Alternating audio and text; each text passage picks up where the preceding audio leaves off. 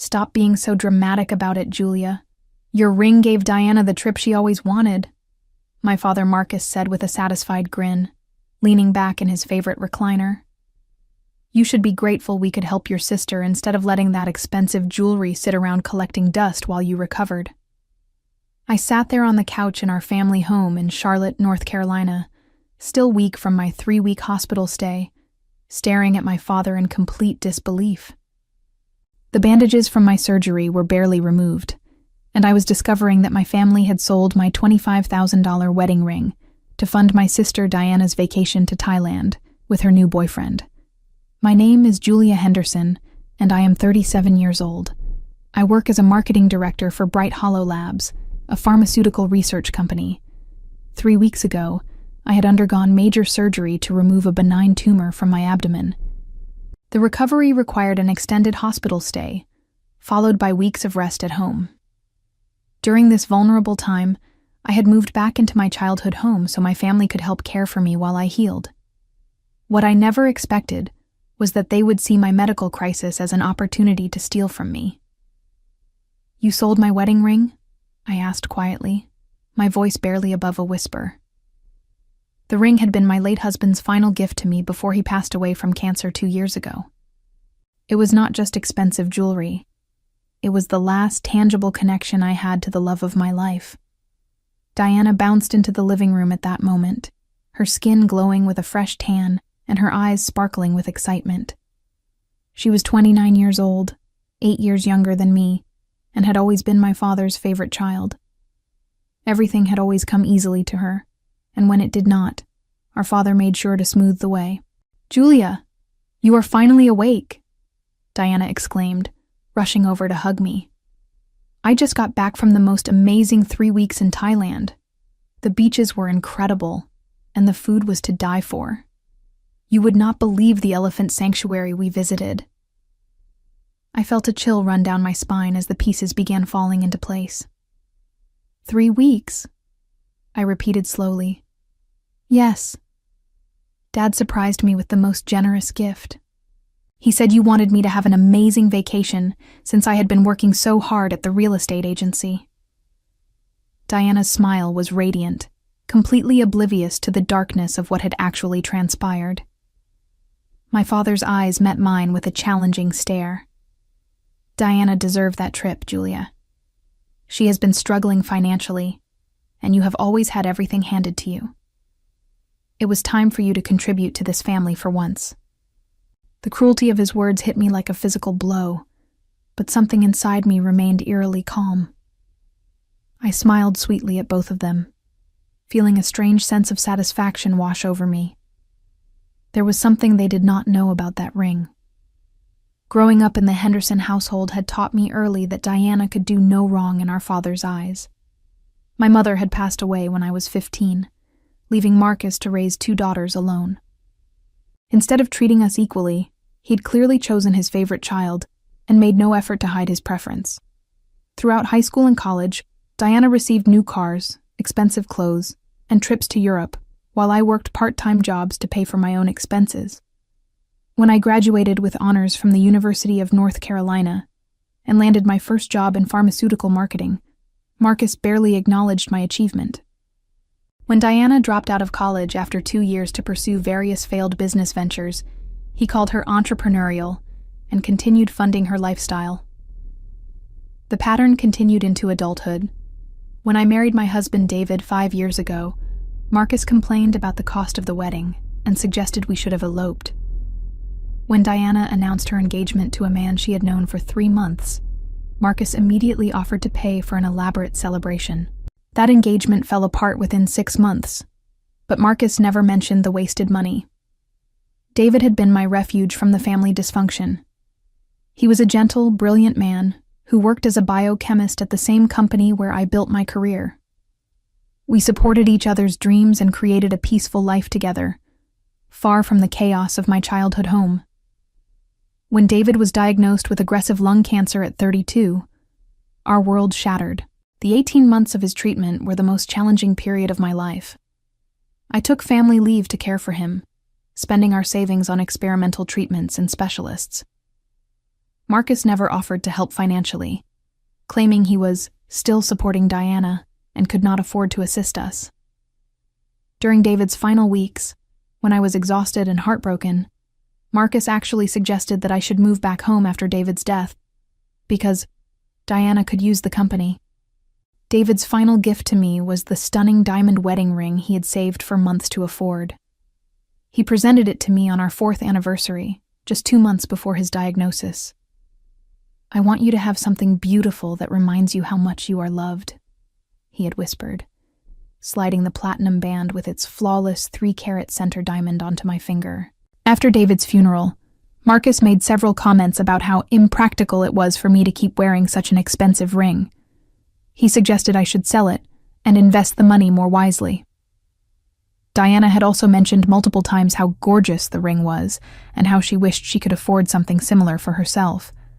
Their interest in my ring had not gone unnoticed. During the past year, I had caught Diana photographing it when she thought I was not looking. Marcus had asked pointed questions about its value and whether I had it appraised for insurance purposes.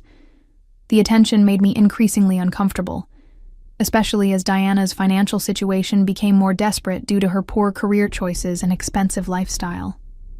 3 months before my surgery, I had made a decision that now seemed remarkably prescient.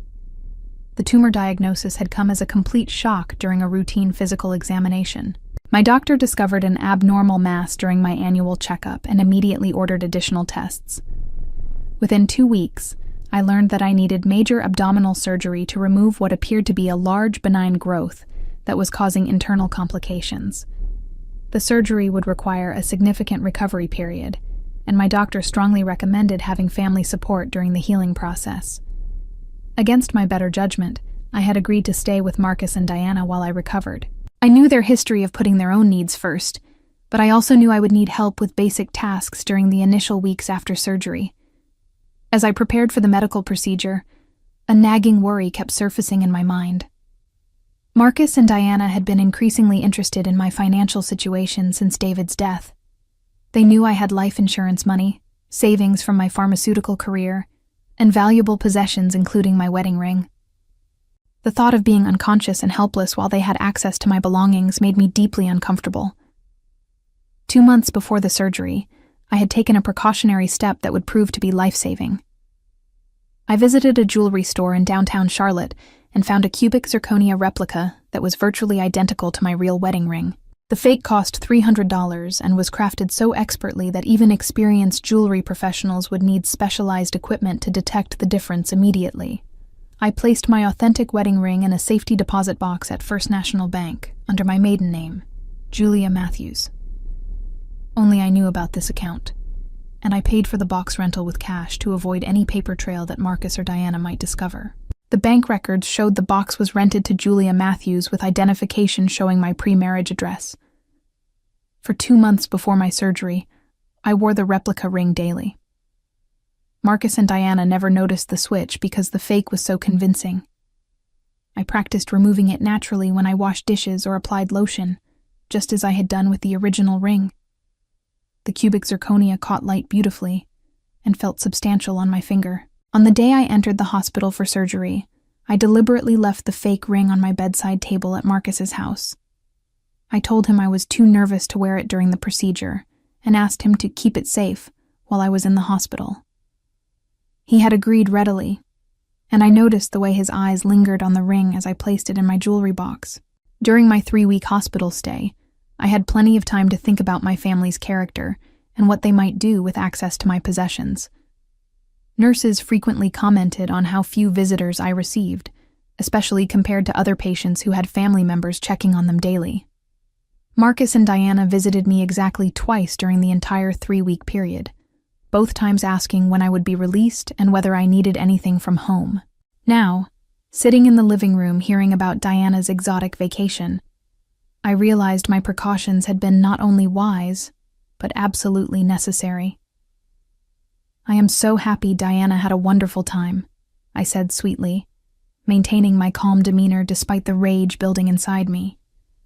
"Thailand sounds absolutely magical. I would love to hear all about the elephant sanctuary and those beautiful beaches you mentioned."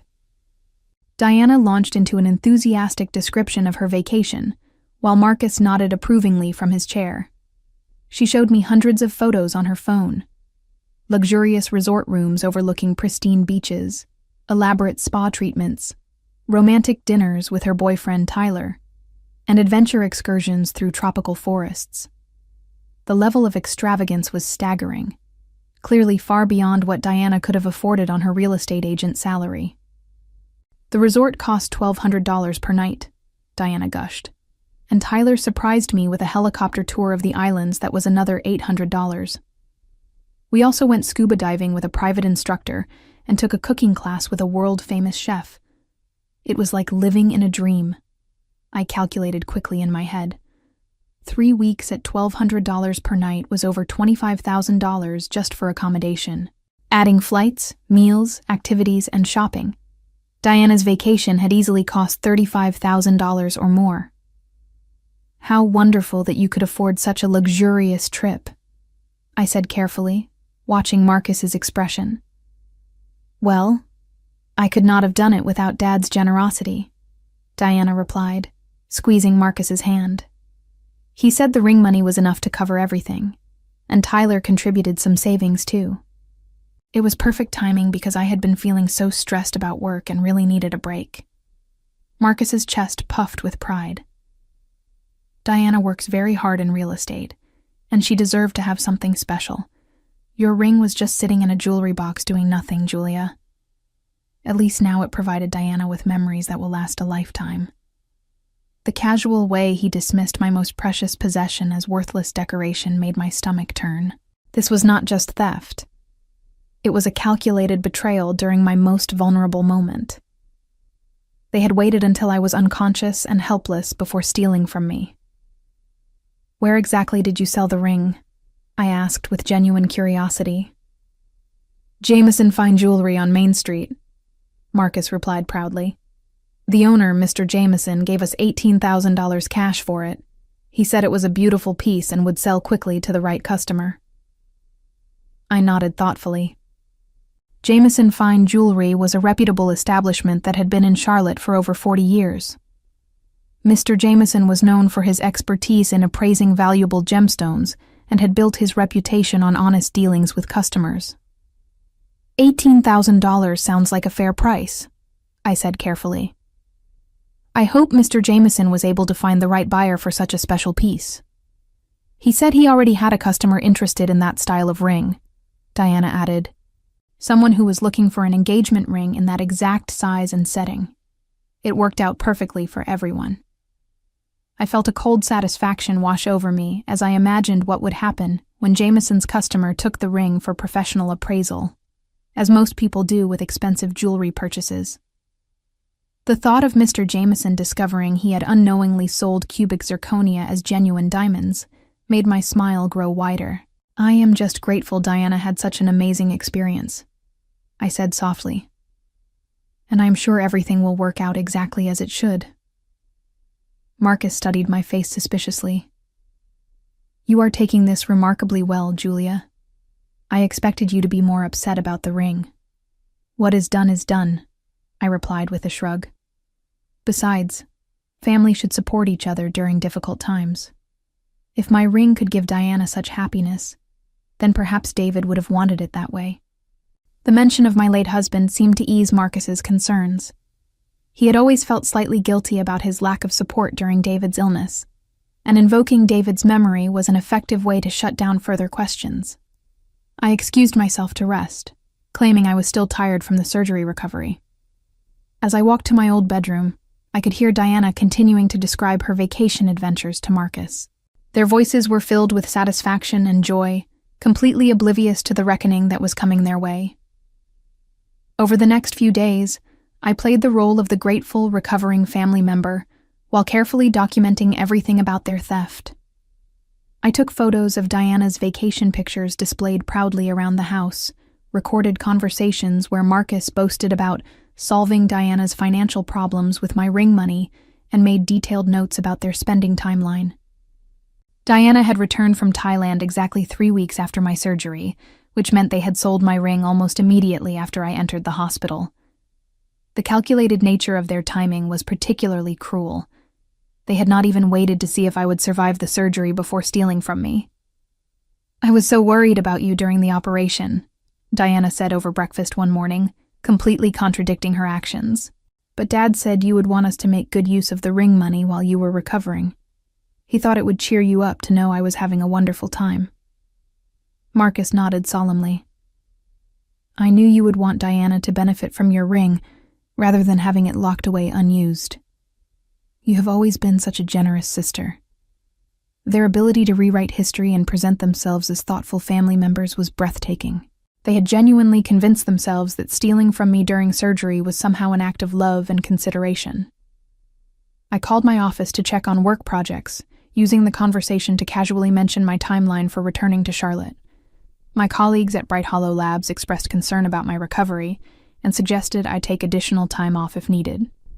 I assured them I was healing well and would be back to full capacity soon. That afternoon, I drove to First National Bank to check on my safety deposit box. The real wedding ring sparkled brilliantly under the bank's fluorescent lights, its 3-carat center diamond catching every ray of light with stunning brilliance. The craftsmanship was exquisite, with smaller diamonds surrounding the center stone in a platinum setting that David had chosen specifically to complement my hand. I held the ring for several minutes, remembering the day David had surprised me with it. He had planned an elaborate presentation during our anniversary dinner, getting down on one knee in the restaurant to present it as a symbol of his eternal love. The memory brought tears to my eyes, but also strengthened my resolve to protect David's legacy from my family's greed. The contrast between my genuine ring and the cubic zirconia replica was subtle but significant. While the fake looked convincing to casual observers, the real diamonds had a depth and fire that no artificial stone could replicate.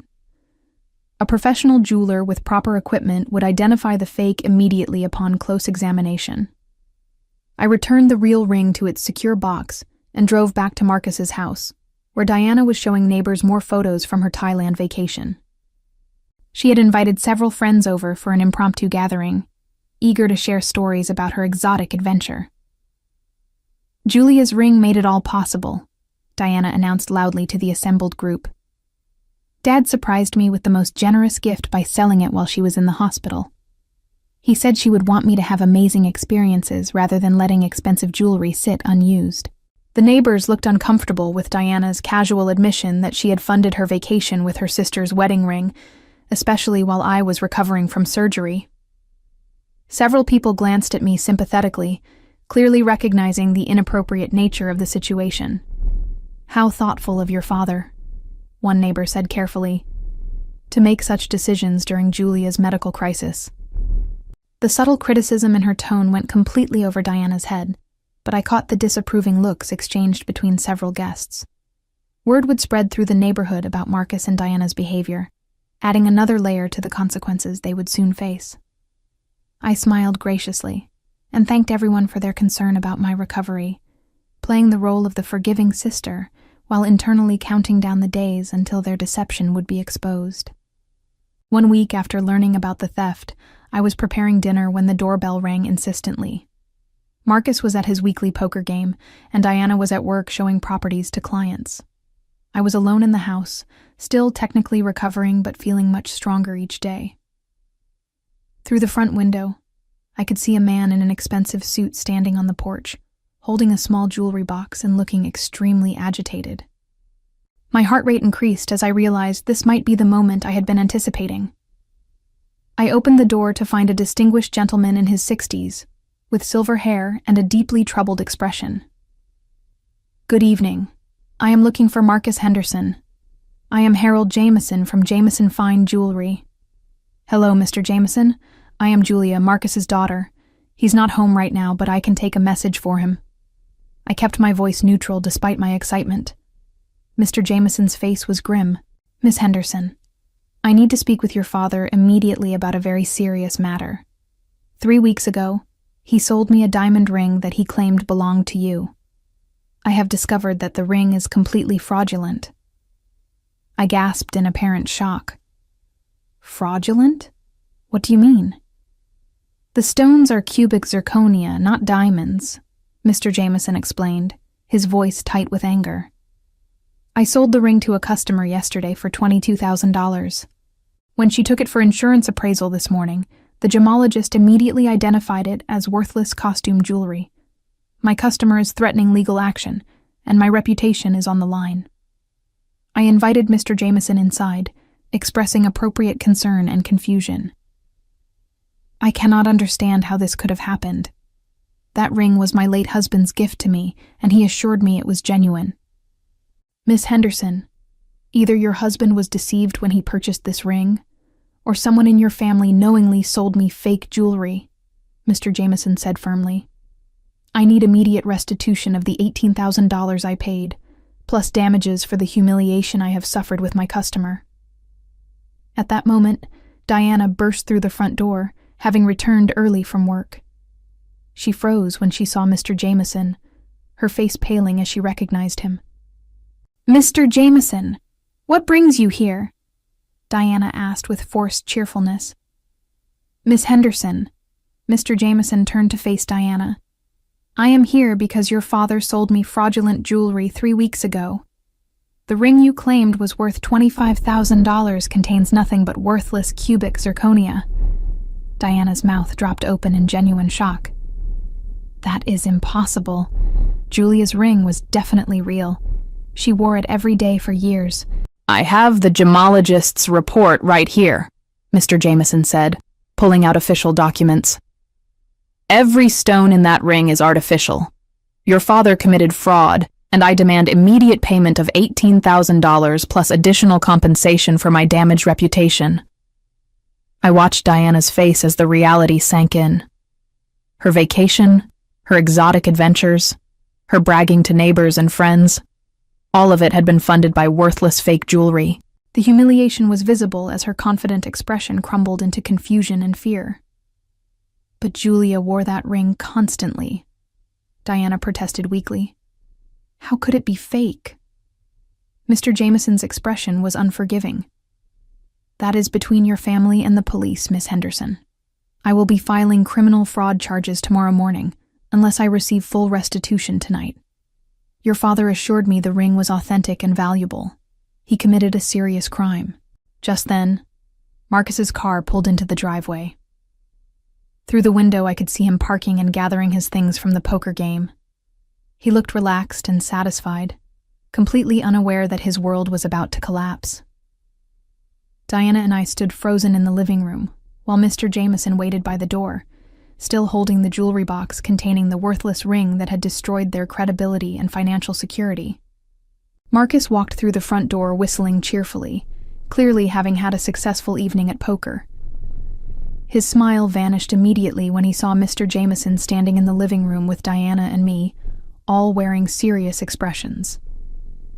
"Mr. Henderson," Jameson said without preamble, "I am here about the ring you sold me 3 weeks ago. It is completely fraudulent." Marcus's face went through a series of expressions: confusion, denial, and then growing panic as the implications became clear. "What are you talking about?" "Julia's ring was genuine. She wore it for years. Every stone in this ring is cubic zirconia," Mr. Jameson stated, opening the jewelry box to reveal the fake ring. "My customer discovered this when she took it for insurance appraisal. I sold her worthless costume jewelry for $22,000, and now she is threatening to sue me for fraud." Marcus sank into his recliner, his face draining of color. "But that is impossible. Julia, tell him about your ring. David bought it from a reputable jeweler." I took a deep breath, knowing this was the moment I had been waiting for. "Actually, Dad, I need to tell you something important about that ring." All eyes turned to me as I maintained my calm composure. 3 months ago, I had my ring appraised for insurance purposes. The jeweler mentioned how vulnerable expensive jewelry can be to theft, especially during times when people are incapacitated or hospitalized. He suggested I consider keeping a replica for daily wear while storing the original safely. Marcus's eyes widened as understanding began to dawn. Diana grabbed the back of a chair for support. I had an exact cubic zirconia replica made and began wearing it instead of my real ring. The authentic ring has been in a bank safety deposit box for months. I paused, letting the revelation sink in completely. I suspected that during my surgery recovery, someone might be tempted to take advantage of my vulnerability. The silence in the room was deafening. Marcus's mouth opened and closed like a fish gasping for air, while Diana made a strangled sound of disbelief. "You deliberately set us up," Marcus whispered, his voice filled with shock and growing rage. "You knew we would sell your ring, so you left us a fake." "I protected my most valuable possession because I know my family's character," I replied calmly. "I never told you to steal from me during my surgery. I never gave you permission to sell my ring. You made those choices entirely on your own." Diana collapsed onto the couch, her face buried in her hands. "Oh my God, we are going to jail. Tyler will leave me. Everyone will know we are thieves and frauds." Mr. Jameson's expression had shifted from anger to fascination as he watched the family drama unfold. "Miss Henderson, are you saying you anticipated this theft and prepared accordingly?" "I hoped my family would respect my belongings during my medical crisis," I said carefully. "But I also took precautions to protect something irreplaceable, my late husband's final gift to me." Marcus stood up abruptly, his face red with fury. "You manipulated us. You knew we needed money, and you deliberately left fake jewelry knowing we might sell it." "I left my ring in my jewelry box in my room," I corrected firmly. "You stole it without permission while I was unconscious in a hospital bed. The fact that you stole something worthless instead of something valuable does not change the nature of your crime." Mr. Jameson cleared his throat. "Regardless of the family dynamics, I still need $18,000 immediately. My customer is demanding refunds, and I have lawyers threatening lawsuits. This situation has severely damaged my business reputation." Marcus turned desperate eyes toward me. "Julia, you have to help us. Get your real ring, and we can sell it to fix this mess." I smiled sweetly at my father. "My real ring is safely protected where thieves cannot reach it.